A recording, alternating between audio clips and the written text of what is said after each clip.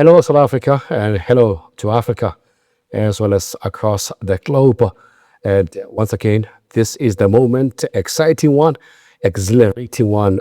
I'm looking forward to spend some time with you. This is Chris Kope, the host of Biggie on Sport. And we'll be engaging with you to share, educate, but most of all, be informative in as far as sport is concerned. In today's episode, we have always tapped onto the rock bed of development as well as sports activation on the ground.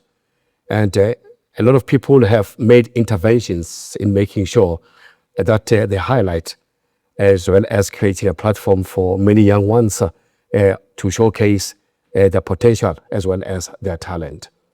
We know that we used to have an iconic facility called the School of Excellence, which now the country is uncertain as to which direction it is heading. In yesteryears, it has produced a number of superstars within the football fraternity. But as I've mentioned, there are a lot of interventions that are being done, and a lot of people are making sure that football as a sport in South Africa and talent will not go unnoticed. To help us navigate through all those discussions, I'm joined in my studio right now, Biggie on Sport, by Michael Bender, the man who brought up a very interesting extravaganza, that is tournament back in 2024 for the first time in South Africa. Michael, without wasting any time, once again, welcome to Biggie on Sport. Good morning to you, Biggie, and it's an absolute pleasure and honor to be here again. Yes. I hope to be coming here quite often. Yes. Yes, you're right, sir. You know, I was instrumental in bringing IberCup to South Africa. What a festival, what an incredible benchmark just to show South African talent and in African talent in actual fact. We had over 202 teams enter, 4,400 players played football for 5 days every day, 1,780 matches. But you know, the most interesting dynamic is we had teams from Cape Town, KwaZulu-Natal, the Free State, come all the way up to Johannesburg to compete. We brought PSV Eindhoven, we brought Benfica from Portugal, we brought Mike. I'm gonna humbly just ask you to just pause it there. Yes, sir. Because I want the people to know and understand who Michael is. Who is Michael Bender? Well, you know, it's always difficult to say who is Michael Bender. Michael Bender is just a South African that was born here who believed in the talent pool of football. And I've always believed that South Africa has an immense backyard of talent that just don't get the opportunity to be exposed. I am currently the CEO of IberCup South Africa, which is part of the IberCup Global Organization. We run tournaments around the world in 16 countries. I'm also the chairman of RCD Espanyol de Barcelona Football Academy. We are 125 years old yesterday. The oldest La Liga franchise in football with over 16 academies around the world. So that's who I am. I'm absolutely nobody, but who really has a good team of people that believe in the same vision and dream we have. I like to believe that I'm only here to be a steward of talent identification. So IberCup, as I was saying to you, brought PSV Eindhoven from Holland. We had Benfica from Portugal. We had Paris Saint-Germain. We had the national team from Lusaka. We had 9 international teams come to South Africa. And what's quite interesting is only 1 international team made it through to the finals. They were actually beaten out by most of the local teams. Wow. Paris Saint-Germain ended up playing Kaizer Chiefs in the final. They beat Chiefs 3-0, but interestingly enough, Chiefs beat them 1-0 in the opening rounds. So again, here was a team that could adapt very quickly to our playing situation. Espanyol de Barcelona, my club, made it to the finals against Clappermai, and they lost. You know, people say Clappermai is Mamelodi Sundowns. Yes, it is. So I think this was the start of building a new platform where more international teams. We have 3 of the biggest teams in England who have now made contact with us saying, we have to come to South Africa. Look, I'm wearing this just because of what happened to Man City yesterday, this color, you know what I mean? It should be black, but we'll wear blue.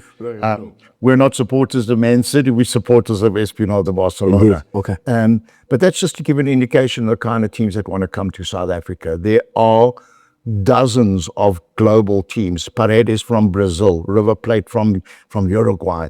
We have Manchester United. We have Arsenal talking to us. We have Man City. And we're busy working on Liverpool at the moment. I mean, Biggie, think about this.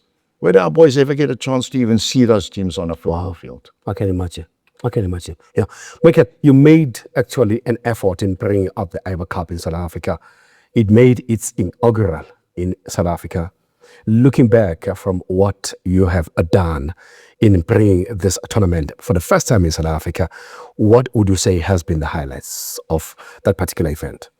I think there's two things I really learned out of IberCup. One is it's one of the best weight loss programs you'll ever go on if you want stress. Okay. I mean, I lost 11 kilograms over the period. I put it back on, but it was unbelievable when you look at the logistics. You know, we fed 17,600 meals. It's not just about football. You must understand, a lot of people think like, oh, IberCup, kids coming together, kicking soccer balls, and we make millions. In actual fact, we don't make money out of IberCup in our first 2-3 years. IberCup was about social cohesion. IberCup was about putting every walk of life together, using football as the catalyst for people to start going, actually, you know what? I can love my brother. I can love my sister, because we stand for no racism in sport. It's very important. But here are the lessons for IberCup. South Africa is ready to play on the international platform. There is absolutely no doubt about it. But Biggie, we discussed this at length. How do we pay 60,000 Rand for a child to go play in a tournament in Europe? There's somebody running adverts at the moment that is talking about, I can get your kid to play in Italy, in France, in Spain. Indeed, that was fears and lots of those. We're going to be doing this tour to Europe, and you could be scouted.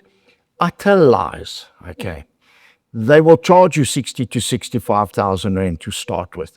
It's an endemic in South Africa right now. Agents or soccer teams that just take advantage of poor people who don't understand the process. IberCup is here to change that.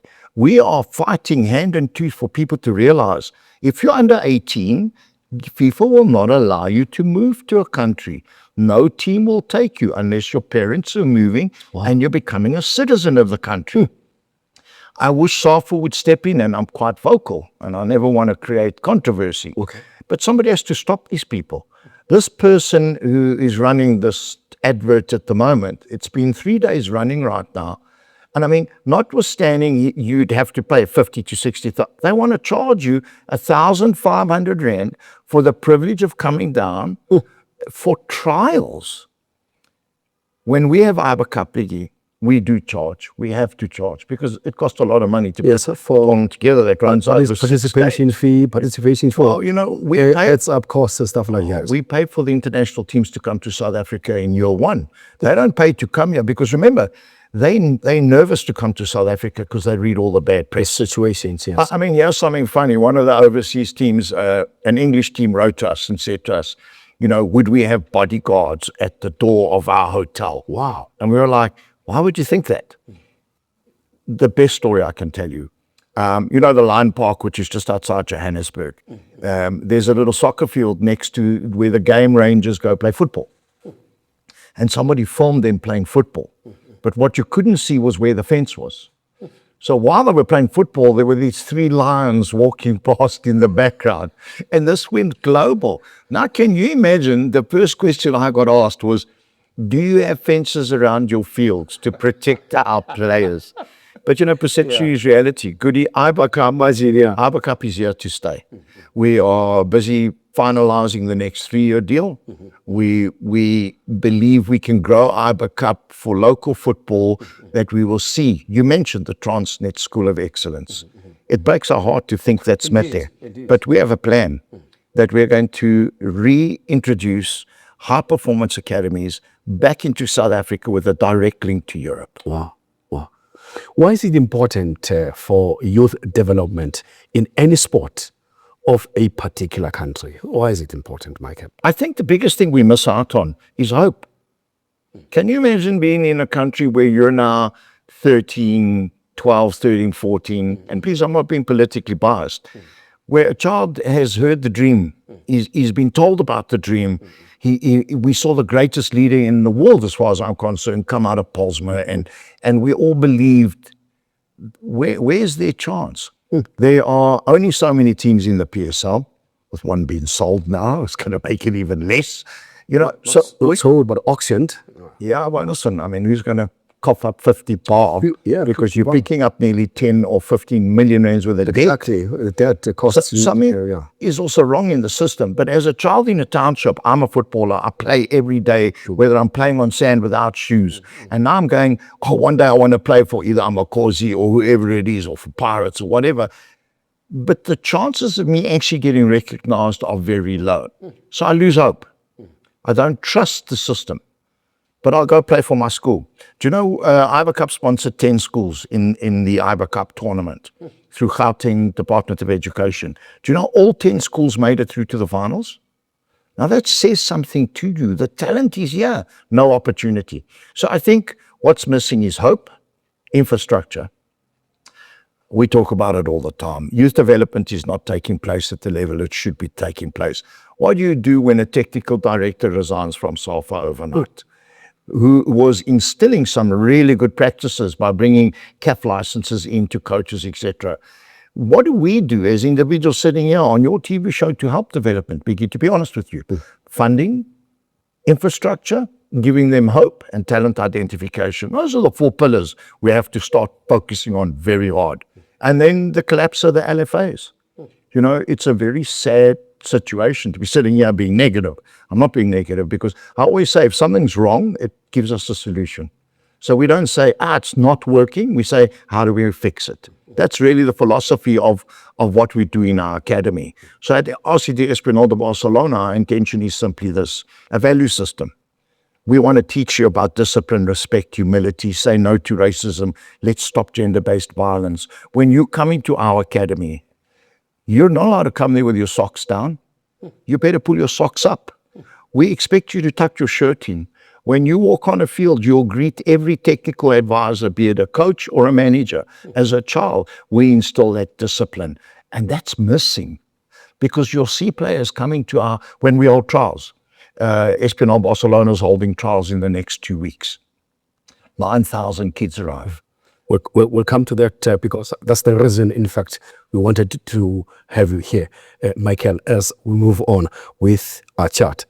You guys have done so much. A number of guests who have been on this platform who have reiterated the fact that schools sport needs to be reinstated. And I guess you, with the privilege of being closer to the MEC of sport and education, because it's combined within one department, that particular portfolio.